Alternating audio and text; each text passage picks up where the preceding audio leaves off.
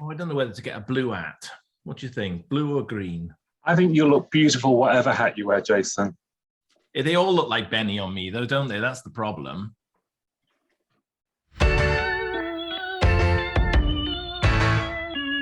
Hello, welcome to part 1 of 3 on season 15. I got all the fingers very quickly there. I am Paul or P-Bal. You can like this, you can subscribe to this, you can share it, you can, I don't know, watch it in HD, watch it on a portable device, watch it at home, watch it on a TV, write it as a book, watch it with the subtitles, because sometimes that's funny because it struggles with Jason. I'm joined today by... Hello, it's James. And hello, it's Jason.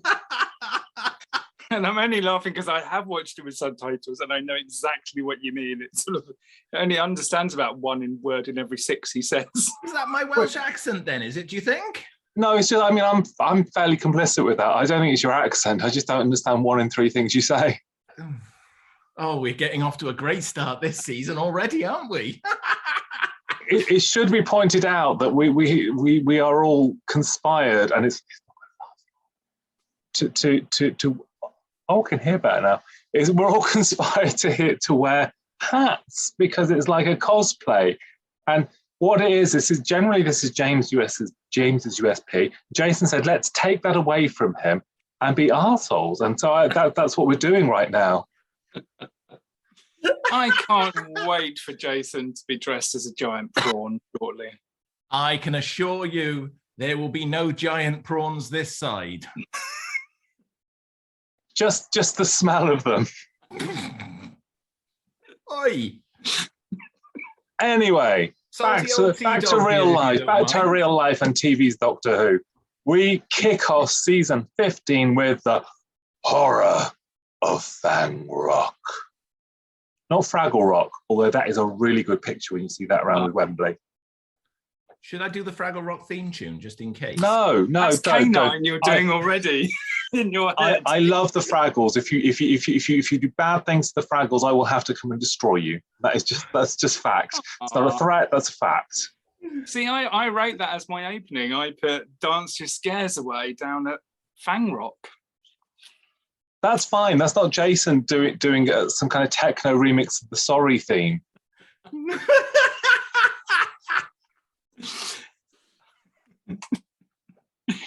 Oh dear. So no, this is getting off to a James good is start. introducing this. So this is going terribly well, isn't it? James is introducing this. Yeah. So, do you want me to read that again, or did we get Read it again, but expand on it. Tell us what it's about. So, Fang Rock. So we have, this is the story. We recently did a review of the Sea Devils and the legend of the Sea Devils. Legend of the Sea Devils. And one of the comments we made was, wouldn't it have been a lot better if they'd made it a lot more claustrophobic and a little bit more creepy? And this is what I had in mind, which is horror of Fang Rock, which is quite a dark and spooky story where we have this lighthouse where strange things are happening. You don't sort of find out straight away that it's a Rutan who's an enemy of the Sontarans. We have a shipwreck. We have a little bit more sort of mystery around. There's something going on between the people in the shipwreck because they've done some dodgy deals. And one by one, this Rutan is sort of picking them off. It's like a classic sort of horror film in the fact that you don't necessarily see who it is that's doing it to begin with. You've got people that go missing, then come back, who are dead, who are then not dead.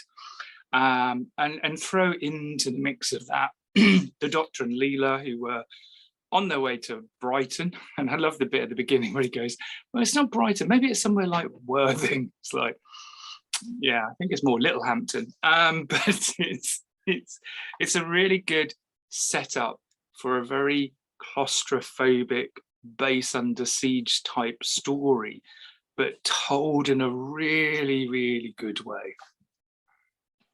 A lighthouse where strange things are happening. Are you going around the twist? Do you know what? That's what I was thinking as well.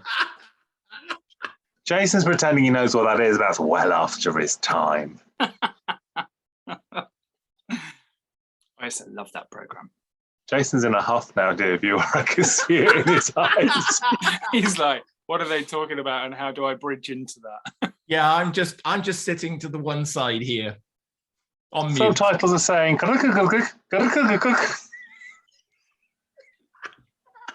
I hope the viewer can understand me, because I'm just going to make this really, really simple. This is a bloody good story, and it's a great way to start a season.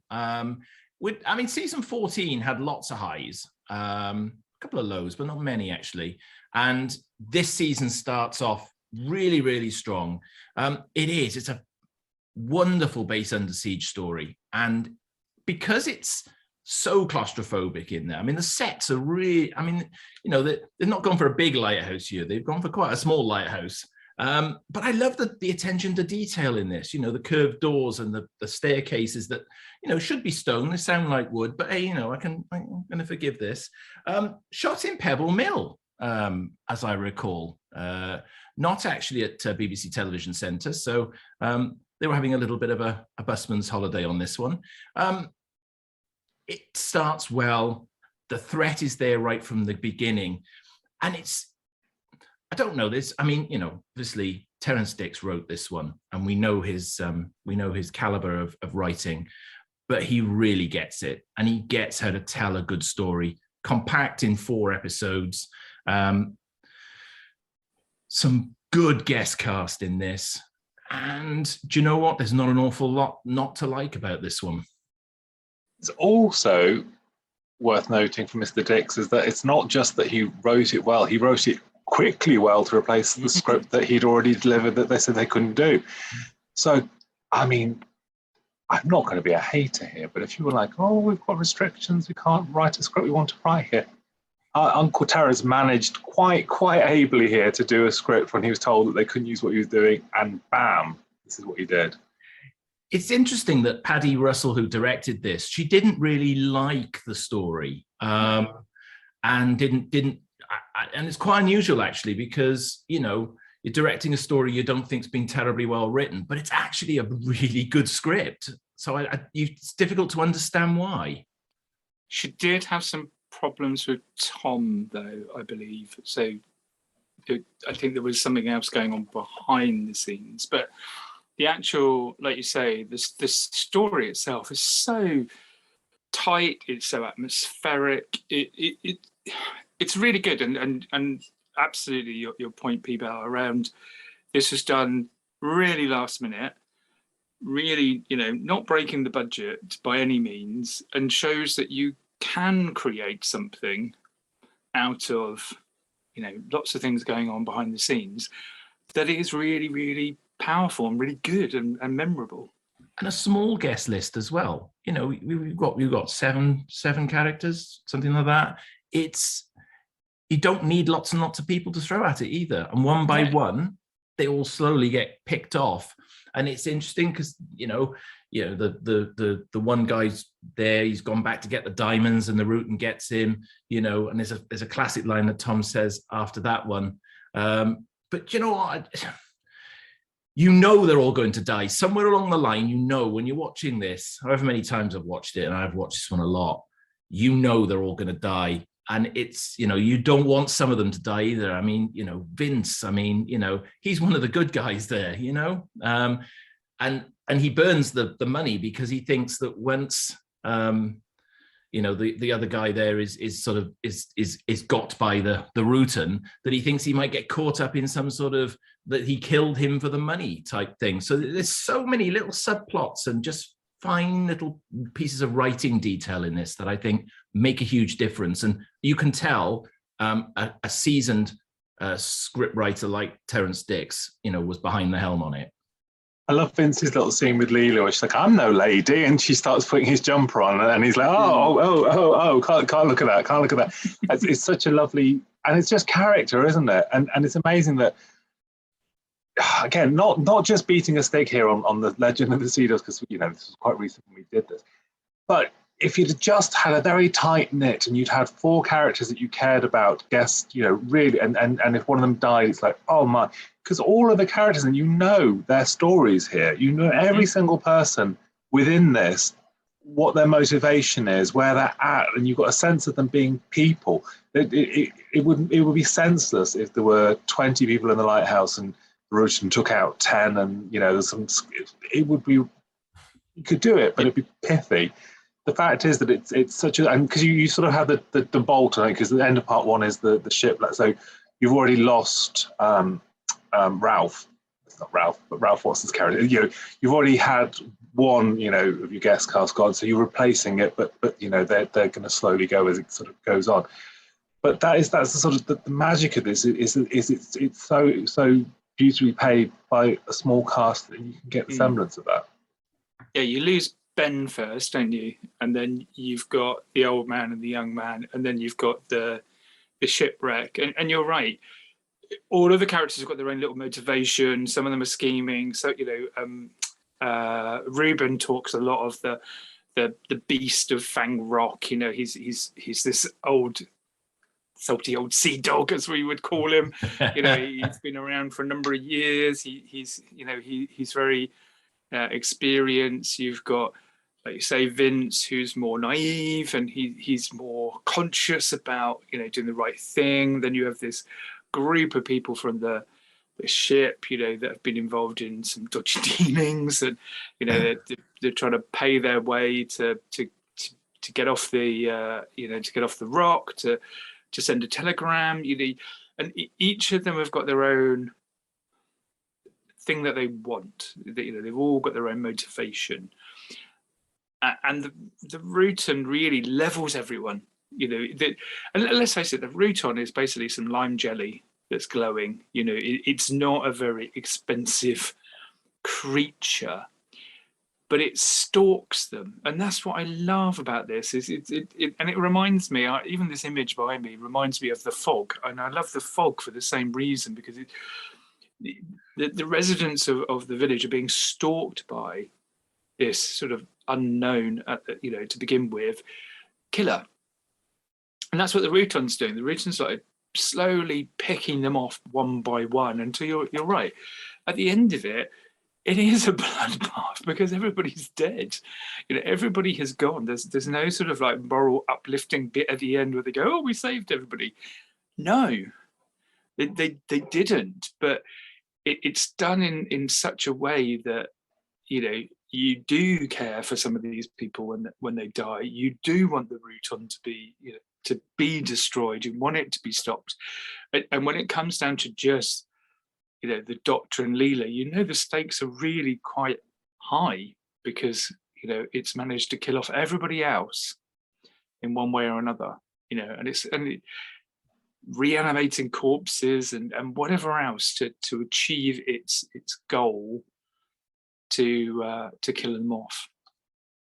The Rutan, I mean, I do think the sort of snot with tentacles is a little bit awkward as a realization. It's not great.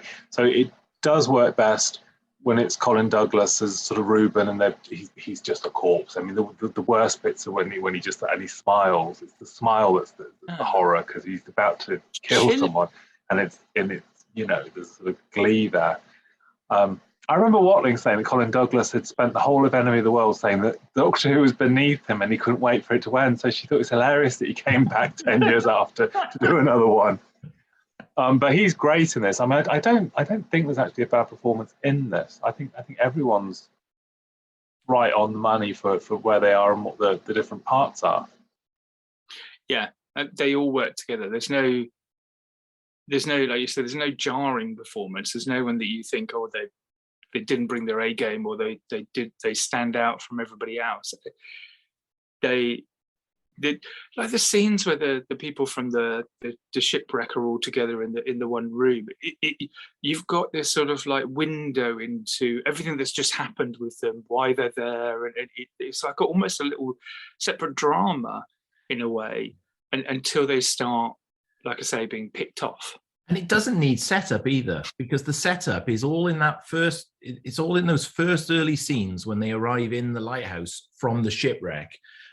You haven't had to journey on the ship with them leading up to them crashing at Fang Rock, because we'll get every dynamic of what's not right in that little trio relationship there between the three of them. You'll get that within, I don't know, 5 minutes. And that again is a great piece of writing for me. Because it is just literally, it's a self-contained drama all in its own right. Yeah. And what you don't need and what you don't get is someone coming in, zap, zap, zap, zap, narrating the whole thing, because it's just so well written. You don't need any of that because the characters tell you. Tom's on song though. I mean, he is commanding whenever he's on scene or whenever he's in a scene in this story. He comes in, he sits down, he puts his feet on the table. He is totally in control of what is going on there. All right, he doesn't know, what he doesn't know what the thing is that they're facing at that stage. But all the way along, Tom always likes, or the Doctor is giving that sort of feeling that he is totally in control of this situation. He'll find out what's wrong. He'll save all these people. And all the way along, he, even though they're dying, his aim is to try and save them all. But maybe that's the way that this story turns itself around on its head, because he saves nobody ultimately in the end. It's funny because he's somber and he's commanding, but knowing the behind the scenes thing that he was with Paddy Russell, and this is the sort of the start of him and Louise not really having a great time. There's lots of bits where he's not looking at her, or he won't do the scene to play against her, and knowing that that's how the sort of situation was for them as people. Does it add to the tension because it's a tense situation, it's an enclosed thing, and it's done? Maybe. Is that just forgiving someone acting badly towards someone else in real life? I don't know. It's a sort of a moot point. I mean, he is in full flight here. He's in full power, and there's no one really going to rein him in here, because let's be honest, we've got a new producer in, so Tom is the head of this now. Philip has gone. Philip would have been, he started sort of fairly concurrently with Tom, so there was an equal footing. Liz, there was deference because she was before him, so she it was her show in some ways that he was coming into.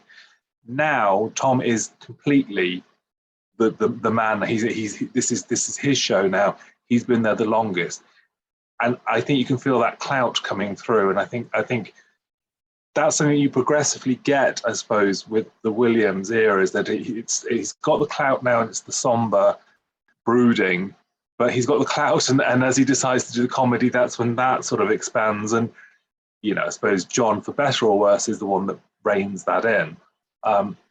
But it is interesting, because I think there is a marked shift, I think, from Wang Chiang to this. I mean, this basically feels like it's a leftover from Hinchcliffe. I mean, I know it's sort of not, but it sort of is, because stylistically, if it had come at the end and said producer Philip Hinchcliffe, you go, oh, of course it is. They've all died. It's got that vibe. But it's interesting. I think this and Fendal are the last sort of shouts of that era, before it sort of goes off to where it's going to go. And you can see that shift change in the next story, and we'll come and talk about that next. But you're right, this does feel like not a cast off, that's the wrong word. It does feel like it's a story that was curated under the Philip Hinchcliffe era.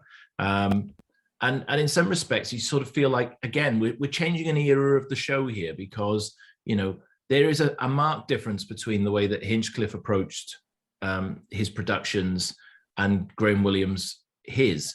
And, the humor will become part of the whole sort of draw of what the Williams era is thought. When you look back at the Williams era, you're gonna have to look at that humor as part of it, because it is. But we're still very early here, so it feels like Graham Williams is probably still finding his feet a little bit. And you're right, Tom's in full flight. He's the boss of the show, and actually, Graham Williams, I don't think ever really quite manages that from here to control Tom as they go through the next 3 seasons, or through the seasons, because Tom gets bigger and bigger and bigger and more uncontrollable. I think when he likes the story, he's he's all right. But you know, so we'll talk about other stories in this season that he really didn't rate very highly, and I think that's where he kicked off a lot more. I think he probably felt a little bit more comfortable with this story because it is like a continuation of the last season. It is dark. It is, you know, it's a really, really great story. Apparently there was a scene that Louise Jameson got him to redo like 3 times because he kept on like upstaging her and not sticking to the script and doing something different. So there was those tensions, you know, in front of the camera as well as behind the camera at his behavior. I don't think the story is you know, affected by that. Maybe it does add to the tension. Maybe, you know, some of the drama moments could well be actual drama where it's, you know, they've just had a huge row or something's happened. But I don't think it shows in this story as it might do in others. I mean, I know obviously they're not getting on, but Louise is great in this. I think there's lots of very subtle bits that they feel very instinctive, like she's you know, she is the savage, and it's interesting because having had that sort of thing with Katerina, where it's like you can't have someone who doesn't understand everything, that, you know, you can't take a historical character out. Essentially, this is a historical character in some way. She's futuristic, but she's got the sort of knowledge, and she hasn't got the knowledge of modern stuff. So there are things where she's like, you know, the shoveling, or when she's like, keep the boiler fresh, because she doesn't know what that means, but she knows that's what she's got to say. But then she's the one that sort of comes up with the thing with the diamond, doesn't she? She comes up with the idea of using the lamp and sort of saves the day, really. That's because of her very sort of lateral, not simplistic, seems an unkind way, but she's got a very sort of lateral approach to things that Doctor Who hasn't got. So it is a completely different dynamic. And I know, you know, we've had half a season now without Sarah Jane, but it's a story which I know Louise says she still felt she was getting scripts sometimes where you could pen the name out and it would be, you know, the same. But I don't think this feels this way. I couldn't imagine. I mean, certainly couldn't imagine Sarah Jane slapping Adelaide across the face and saying, "Be quiet or I'll kill you. I'll do you myself, love." I don't think that's quite in keeping with the character. But it is funny because there's little moments. There's that little moment where she's talking about going to see her psychic, who said, "Oh, don't go on the boat." And she goes, "Oh, I believe in science now. I don't believe in that nonsense." So she's already on the sort of the role, isn't she? She's learning, she's growing, but she has still got this kind of almost like animalistic, you know, sensibility somehow. Yeah, and that sort of instinct within her is going to crop up again later. But I think it's a great foil for the Doctor in many ways. Like you say, it's a different viewpoint. You know, and we've reviewed what happens after this, and we know that the Doctor without a companion doesn't necessarily work. So there needs to be someone who acts as a sort of counterfoil to the Doctor. And then I think at this point you've got really Leela demonstrating that she can do that. She stands her own.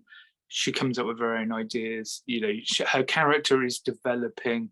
It is maturing. You know, she is growing as an individual. I mean, she's bloodthirsty. I mean, when it comes to killing the Rutan, she's loving telling him that he's going to die. Enjoy dying as I've enjoyed killing you. I mean, as child role models go. I mean, I don't know. I'm not going to go on a moralistic rant here, but it's quite interesting, isn't it? It's like we wanted a solid role model for young girls at school who could, I don't know, if someone attacked them in the playground, they could kick the crap out of them and say, "Enjoy this as I've enjoyed kicking you." I'd like to hope there weren't too many direct people playing Leela in the playground on a Monday morning after seeing this. But it is quite striking. I don't think you'd ever now. I mean, again, to go back to Legends, Dan obviously slaughters all the Sea Devils, but it's not quite in the same way. I mean, there's a relish with a lot of Leela's violence. She doesn't just do it as a sort of a thing. She does it because she enjoys it. There's a thrill to it. What do we think of a period setting then? Because this is all, I mean, it's a historical, isn't it?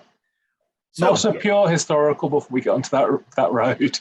I mean, supposedly set in the early 20th century. I like you, James, as you said at the start. I do like the little references. Oh, is this Brighton or Hove or Worthing? It kind of like also seems to like progressively get worse. But it's yeah, it is historical, and I think it's the better for it as well because we've got that sort of whole thing that they play out. Is it going to be oil fired for they're talking about an oil fired lighthouse, but they've got an electric lighthouse, and the electric is almost like an alien thing to them because they don't really trust it.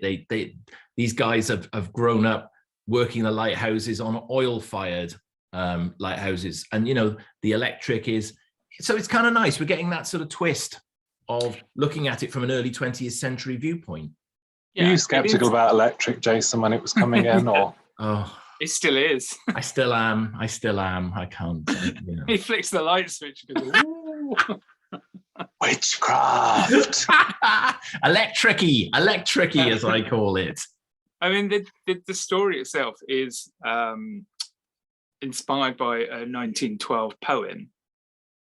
So it is sort of set at the very early of the 20th century. The poem was about a real life lighthouse where the crew all went missing. So there is an element of folklore built into this before you even start. It's a good, again, I don't want to bash legends, but you had a real life story there which you could have drawn on the elements of it, and that's what happens in this story. The poem was about a lighthouse where the crew all disappeared, and that's exactly what happens in this. I mean, I think we've missed a trick here, not having Rootons being able to jump massively from their ship to the lighthouse. I mean, I don't know why we haven't had that, because that's such a great plot point to have in a story. Paul Rutan does have a very slow scrabble up the model of the lighthouse, though, doesn't he? Oh, it's not great. And Tom hanging off the window on the lighthouse is not particularly brilliant either. But you can forgive it its sins because the story is so good.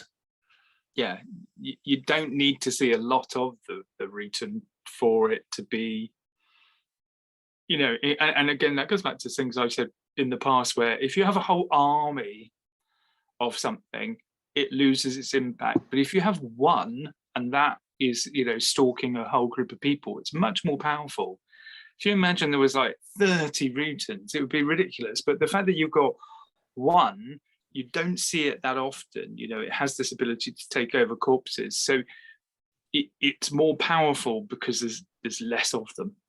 Although I must admit, I've got to question, why would the Sontarans be at war with the Rutans? I mean, there's not really, you couldn't have two completely different forms of alien life there, could you? Yeah, but you think if a Rutan killed a Sontaran and took over its body, you'd have the same level of army as they got, wouldn't you? Ooh, I've not thought of that. Because isn't the Rutan trying, the part of it is they're trying new ways of molding into new bodies and things that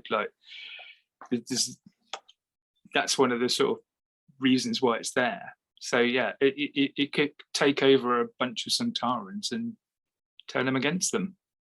It's interesting because you also, it's quite nice that the Rutans mentioned, they're mentioning the Time Warrior, aren't they? He references back that far. You don't need to know what the Sontarans are. There isn't actually a prerequisite for you when you watch this to say, right, so what happened in Time Warrior, what happened in the Sontarans, but you don't need to know any of it. And it's quite nice when you can have, again, it's being able to nod to something that if you know who the Sontarans are and you've got an awareness, it enhances you and you go, oh, okay, I don't understand that. But you're not dependent on every 10 minutes sort of going, the Sontarans have done this, and I need to know that this happened and this will happen in the next story. I mean, it's such a sort of fleeting reference, really, in some ways. I do wonder if it would have been a nice touch to have brought the Rutans back when the Sontarans turn up in Invasion of Time. No, it would have ruined Shakedown for me. No, that's spoilers. We're not allowed to talk about them yet. Or we can do shake. Are we doing talking about shakedown and downtime? Oh, we'll have to get Ben back. Talking about the zero imperative. You have to get Ben back to watch them for us. He's here. He's just not saying anything. Of course. He just never Hi, gets Ben. the camera off. He never gets the camera off Jason. That's the problem. I think it's not just me. Ben's here now. He says, "What's that, Ben?" He says he hasn't got anything to say about this. Go on. We love Ben. That's all done in the best. Yeah, it's all done in the best possible taste. Big up to our Ben, definitely. Oh, he's not dead. I mean, no, he's still here. Like, come on. He'll be back soon for a special. Before people start commenting. Commissioning editor Clifford there, like, oh, I've already commissioned a special with Ben. So do we have any facts, dubious or otherwise, including recording blocks, about the horror of Fang Rock here? Oh, I wonder which story was being filmed alongside this one. Shut up, you. We've covered quite a few of them. This was the first time that Ron Grainer was not credited for the title music in the credits. How dare they? I know. It doesn't come back until, I think he comes back in the credits in a few seasons' time, but at this point it's been removed. They must credit the title music, surely. Are we sure this is a fact again? Are we sure this is a fact? Yeah. So I'm sure Ron is possibly the only person who's been credited all the way through. No, it goes missing for like a couple of seasons. Well, that's disrespectful. He's going to go back and look now. I'm going to check. That sounds like because they always the musicians union. I would have thought would have had a kickoff over that because it's his title theme.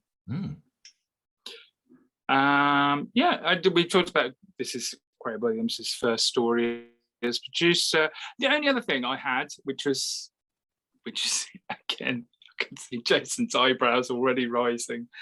So during there was an incident in America where they were showing this as a repeat in 1987. And it was in like a PBS channel in Chicago. And it got interrupted for 9 minutes by a hacker who was pretending to be Max Headroom. You remember from the 80s?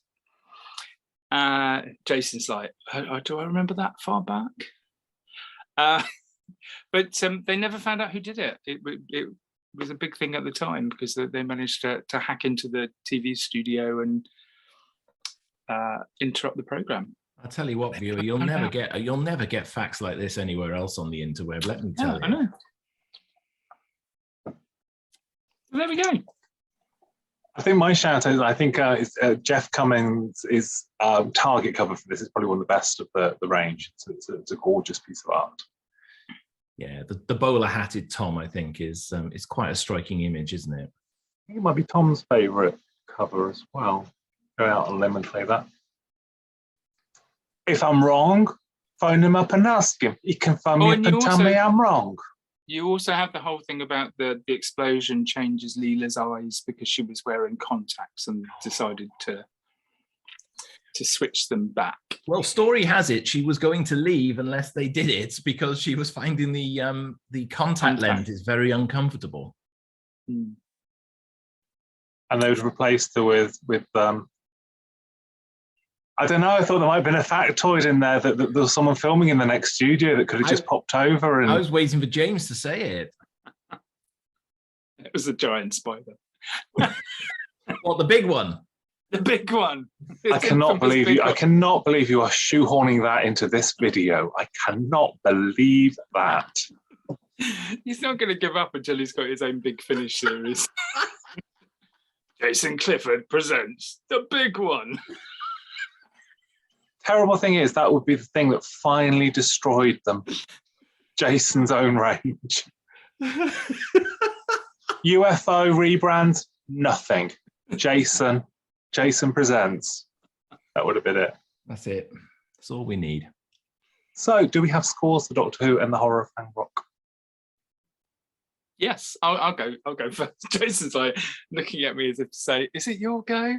I really like this story, and for many of the reasons we've discussed already. It's atmospheric. It's creepy. It's really sort of in the sort of genre of horror that I genuinely love, and the fact that it's all based on historical event that happened very loosely, all the more the better for it. And so I scored it an impressive 9. It's good. It really is a strong opener to the season. Absolutely, unquestionably a strong start to the season. And you have high hopes when you come off of such a strong start to the season that the rest of the season's going to live up to that. And wait and see, and we'll see if you think that happens or not. Look, there's everything going for it here. It's a Terrence Stick story to start with. Interestingly, I know we've talked about the relationship between Tom and Louise, but if you weren't aware of it, actually, I think the dynamic in this particular story is quite strong between the two of them. So you don't notice the little things that are going on there. I actually think for the first time, I feel like they really have come together as almost a doctor companion, and it's working really, really well. I love the claustrophobic side of it. I love the whole base under siege. I love base under siege stories in general, to be honest with you. So this was always going to be a bit of a guaranteed winner. I think the sets are really, really, really well done. The attention to detail, the period features, all superb. And the cast, I can invest in a cast like this right the way through because I believe in their stories. And I believe that every one of them has got a story. And you know what? To watch them just get picked off one by one by one, to the point where, the Doctor and Leela are the only ones left at the end of the story. It's quite dark. And it is, I think for me, one of the best. So you won't be surprised to hear that I'm scoring The Horror of Fang Rock a fantastic 10. Oh, was that Jason's first 10 in quite some time? While. It is. It's a fantastic 10. There's no question. I can forgive the sort of slightly iffy CSO and a couple of the effects. That doesn't matter. This story has everything that I want in a Doctor Who. Exciting. Okay. Mm-hmm. I'm not going off brand. I'm not giving it a 10. But no, I do love this. I remember actually watching it when it must have been a panopticon. They showed an episode in between each panel on the big screen. It's quite atmospheric. Anyway, random remembrances. Yes, I scored Horror of Fang Rock 9. Ooh. Which gives it 28 points overall. That's a very strong start to the season. It's a strong start. It is a strong start. But, folks, don't hang up your cereal just yet, because there's another story for us to look at today. And it is Doctor Who and the Invisible Enemy. Well, we've been to the coast of Brighton in the dark at the turn of the century, and now we're off to future space. Who's introducing this one? Well, I think that might come to me. I'm not even sure where to start. I know where I'm going to start. Shrimps in Space. Honestly, I can't give it any other introduction other than that. Fang Rock, what an amazing start to the season. And then we come into what I call the first of the very sort of modernistic, white, very simply set type stories. And we land up at The Invisible Enemy, notable for the introduction of a brand new companion as such in the series, in the form of K9. But we start the story with Titan, the ship going to Titan, and it gets attacked by we don't know what. Great effect that, by the way. Don't quite know what. And it transpires that the nucleus of the swarm is looking for an ideal location to hatch and rebirth the swarm. And you know what? We start off with a great first couple of episodes, full of promise. We get a brand new console room. Well, we bring back the old console room that they try and pass off as being the secondary console room, but I'm not quite sure about that. And I think that the setup on Titan is really, really good. The story starts to unravel just a little bit when we go on this sort of fantastic voyage, and we're treated to a beautifully CSO rendered version of the Doctor's brain or body. So yeah, this one's got a few flaws, I'm afraid, but that's what you get when you have shrimps in space. One of my favorite quotes when I was reading about this story is that Tom Baker kept on singing "Prawn Free" on set because he absolutely loathed it, and at one point just said, "How on earth am I supposed to act opposite that?"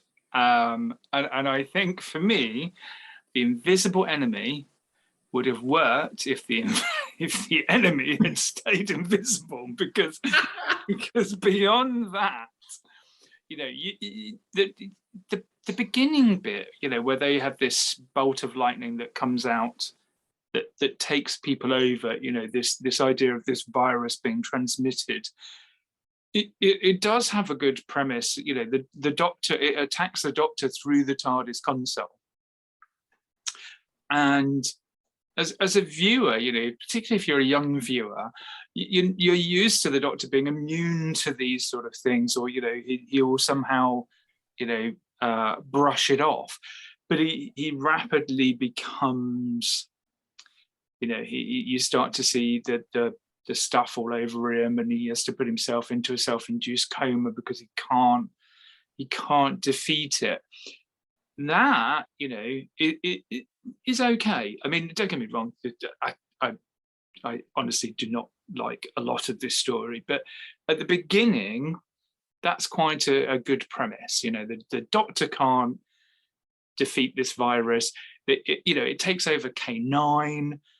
You know, it has the ability to infect anyone apart from Leela, who, you know, we've just been talking in the previous story about her instinctive savageness.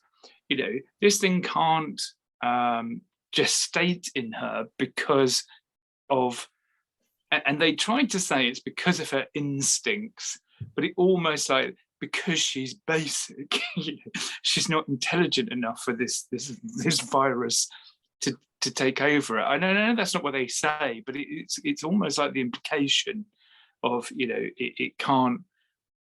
There's no way of getting anything from her to infect the virus. So, you know, and then she ends up creating the antibodies for the Doctor and everybody else afterwards.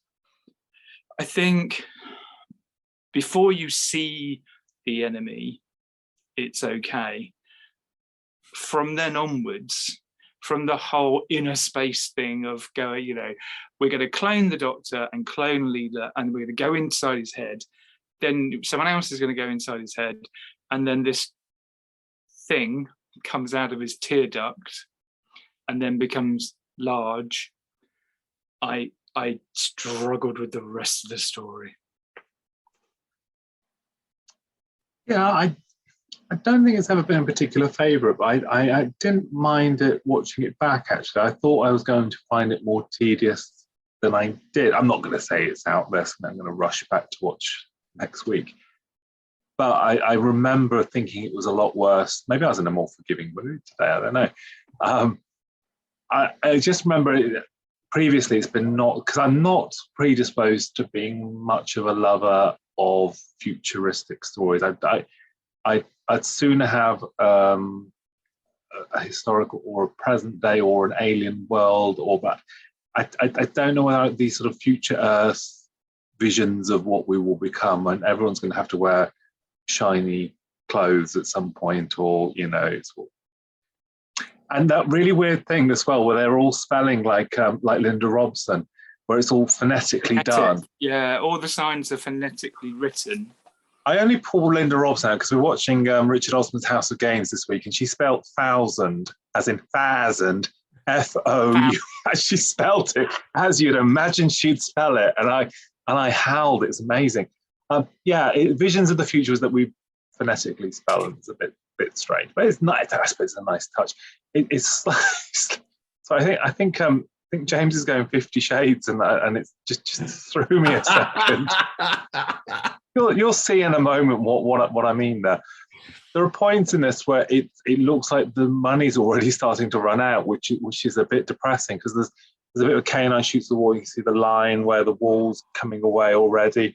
K9 himself is lovely. I love the design of K9. K9 is obviously an instant hit in his own little way, but he's obviously still not quite honed. He just bam into the wall and stops, doesn't he? And it's kind of like keep going. It's fine. We can't do another take. He's in roughly the right position.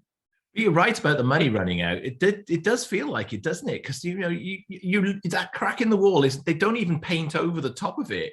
It's obvious they've remounted this scene. They've already blown the set up once. Oh, we didn't quite get it there, lovey. We'll do the scene again. And out comes that chunk of wall again. And it's bloody awful, isn't it?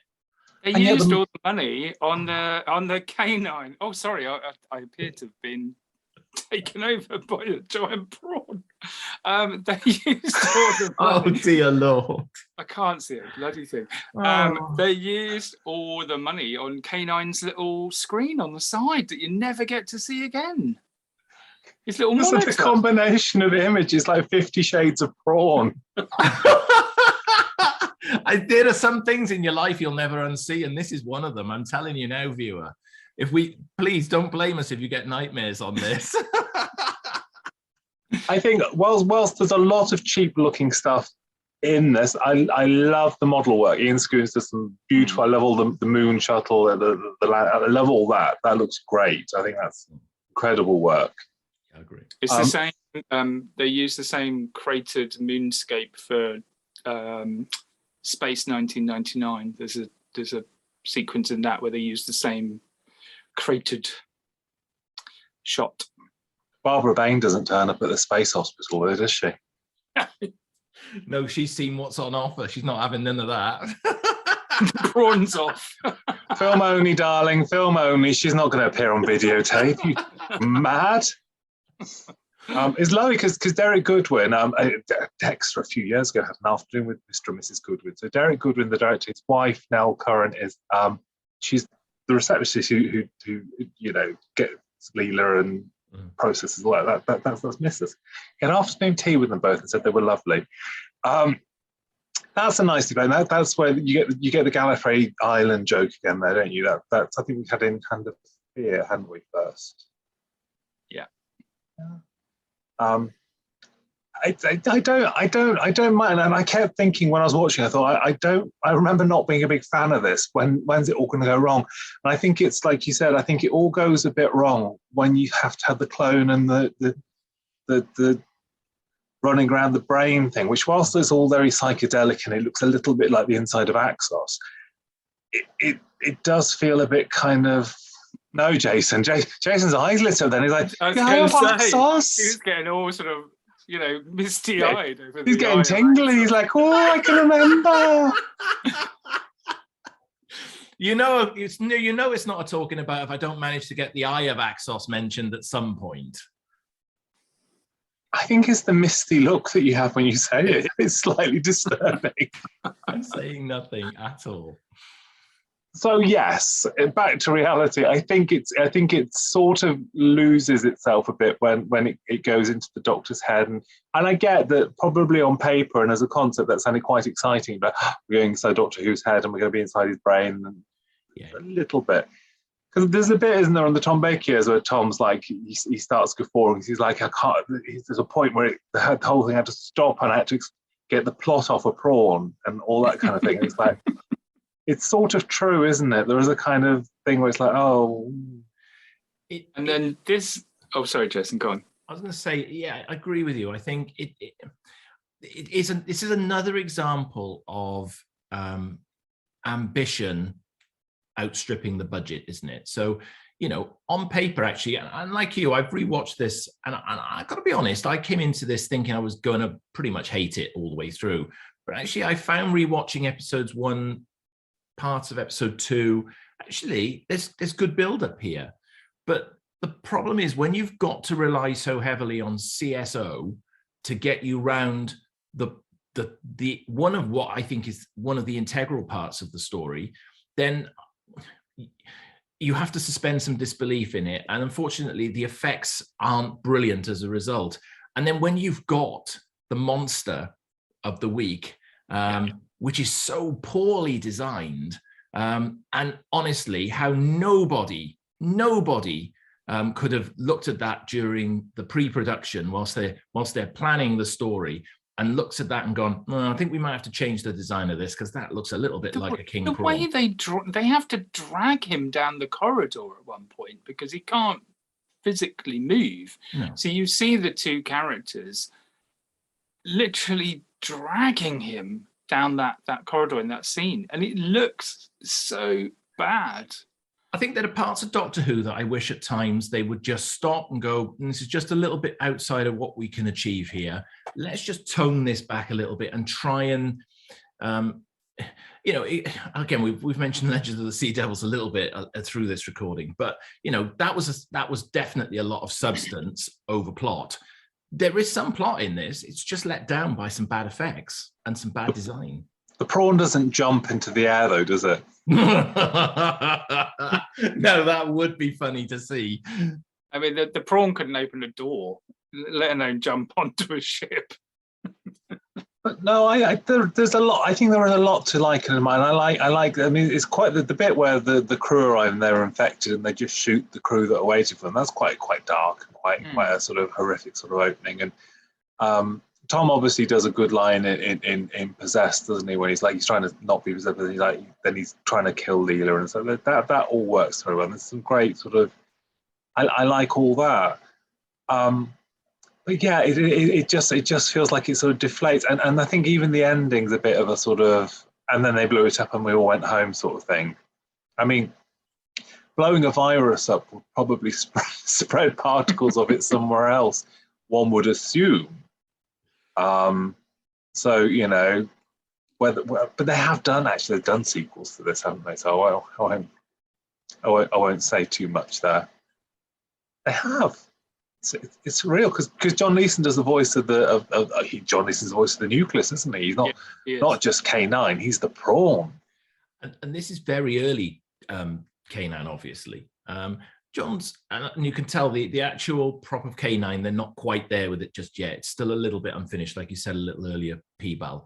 But John's interpretation of how he's going to be the K9 character is still in early development, isn't it? It's not quite the clipped K9 that we come to know with the voice.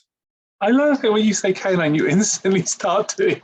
But it is my thing, the K9 and Company, isn't it? I'm not doing it, honestly, viewer. I won't do it. And a K9. Like a Reiki massage, like K9. So, do we have exciting and exotic facts on Doctor Who and the Invisible Enemy? I don't like the cover for this on the Target book. I'll say straight away here.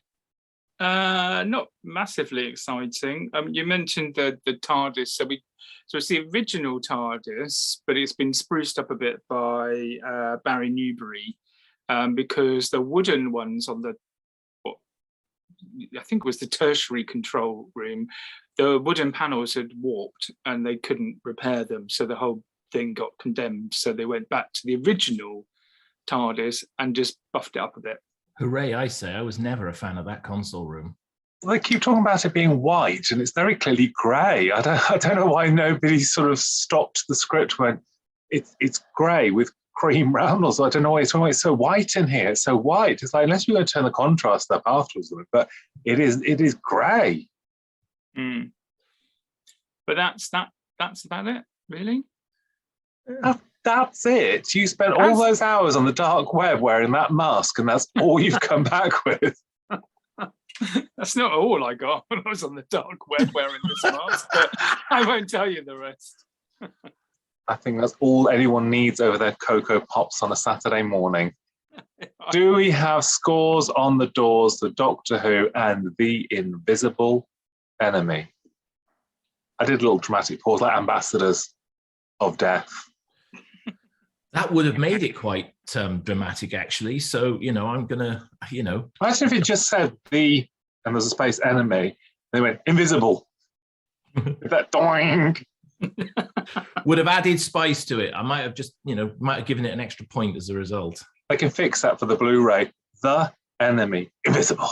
I just hope we get a CGI version of the nucleus of the Swarm. Yeah, I'd love all that.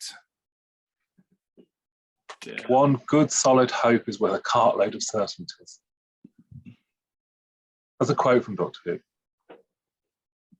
Jason's nodding. He's never seen it. I've never watched an episode in my life.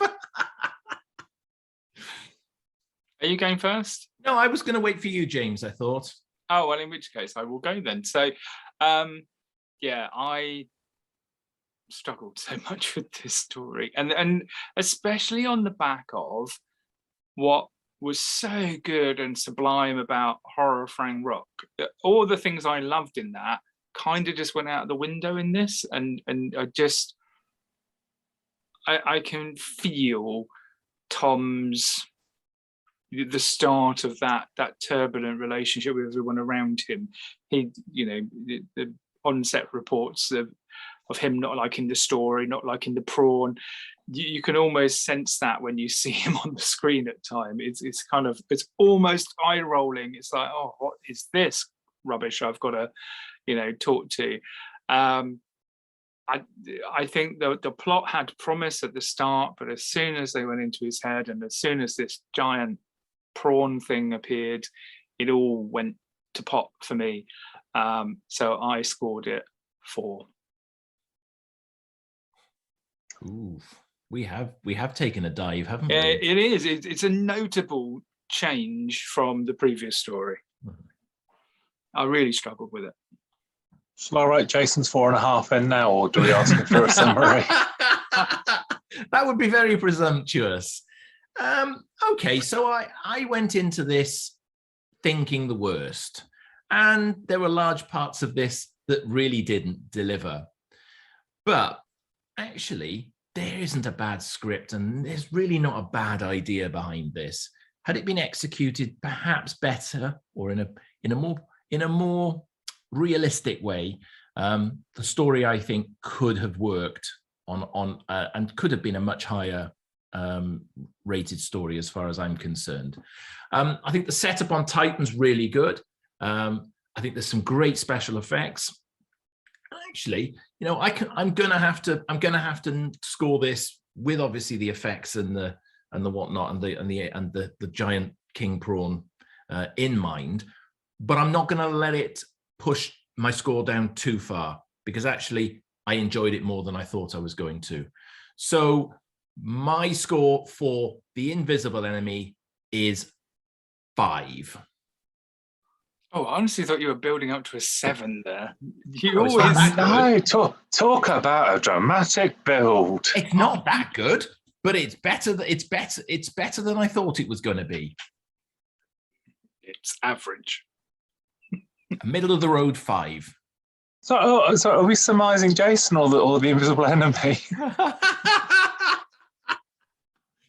Oh dear. Boom. Oh, we're going to thumbs up and down here, aren't we?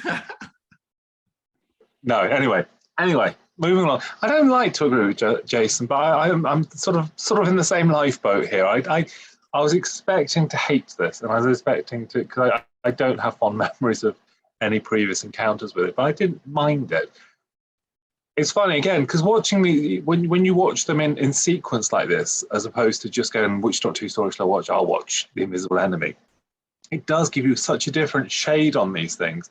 So if you've just had a really good one, and then the next one isn't so good, there is that moment where you're like, oh, I'm a little affronted that we had something really good last week and nothing. It's this completely different way.